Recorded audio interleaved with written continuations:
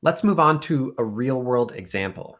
Imagine that we have wind speed data from a particular region of the United States. We can plot wind speed against time, which we will denote with a lowercase t, and we can see that for this location, the data oscillates up and down a lot like a sine or a cosine function.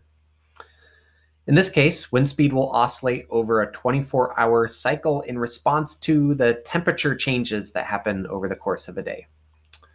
So let's imagine that in our location, wind speed is oscillating over a daily cycle. Every day, wind speed reaches a maximum really early in the morning. Maybe the wind speed bottoms out sometime in the late afternoon, and then it increases again to a maximum early the next morning. The amount of time it takes to go from maximum to maximum, or minimum to minimum, is 24 hours. And when we are discussing periodic data like this, we call this the period of oscillation. We often identify the period with a capital Greek T, also called a tau. This is different from the lowercase t, which we will use to denote our time variable. Now, our wind speed data reaches a minimum of maybe 5 miles per hour and a maximum of about 15 miles per hour. And the average value at any given time is about 10 miles per hour. Intuitively, it kind of makes sense that the value in the middle of these oscillations, 10 miles per hour, is also the average value over a long period of time. This is true for this data, and it's also true for sine and cosine functions. Sine and cosine functions oscillate between -1 and 1, and they average with a value of 0. We can define the amplitude of these oscillations as the distance from the average value to the maximum or minimum value. So in this case, we have an amplitude of about 5 miles per hour. Another important characteristic of this data is when the wind speed reaches a maximum or a minimum value. In this case, let's assume that the wind speed is reaching a maximum at hour 4. So it'll be around 4 a.m. when this oscillating data reaches one of its largest values. Okay, so let's get to the point here. This data tells us how the wind speed has behaved in the past. But what if we wanted to predict the wind speed at future times? Maybe we're interested in developing a wind farm at this location, and we want to predict how much power could be produced at different times in the future. In this case, we'd want to model this wind speed data in order to predict future wind speeds. If we want to model a system like this that has periodic oscillating data, we can almost always do it with a sine or cosine function. These are our oscillating functions. And if we can create a mathematical function, we can plug in any time t, lowercase t, that we want.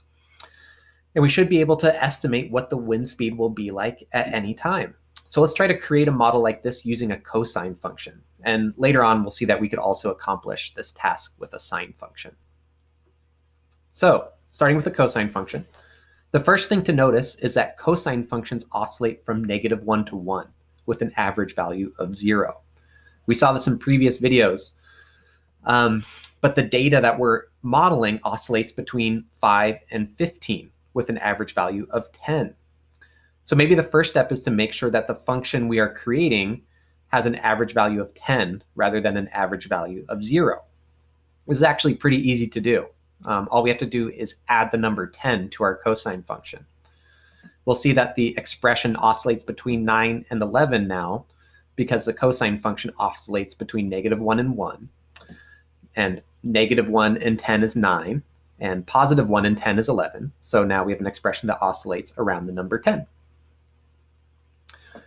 Okay, but we still have a problem because our new expression oscillates between 9 and 11, and we really want an expression that oscillates between 5 and 15 if we want to match the data. In other words, we need the amplitude of those oscillations to be larger. Well, we can fix this pretty easily as well. All we have to do is multiply our cosine function by the number 5.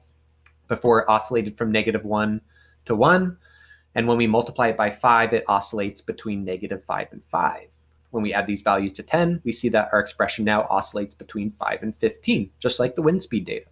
Now we have an expression that's starting to look a lot like our data. Next, We need to figure out how to make our expression oscillate over a 24-hour period like our wind speed data.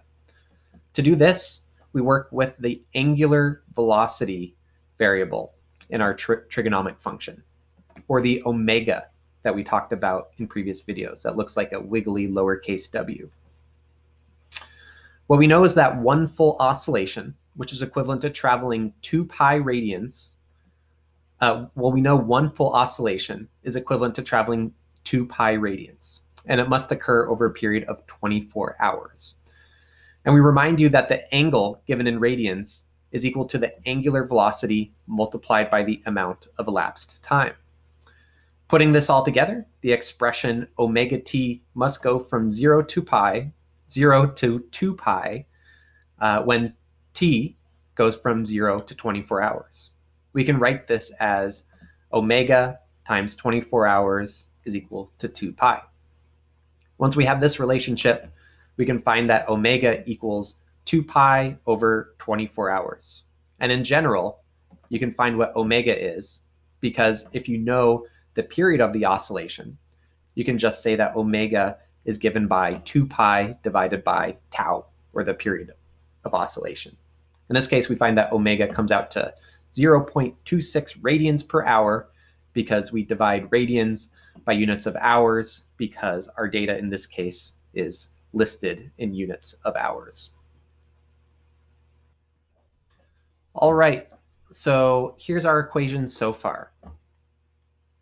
5 times the cosine of 0.26 t plus 10.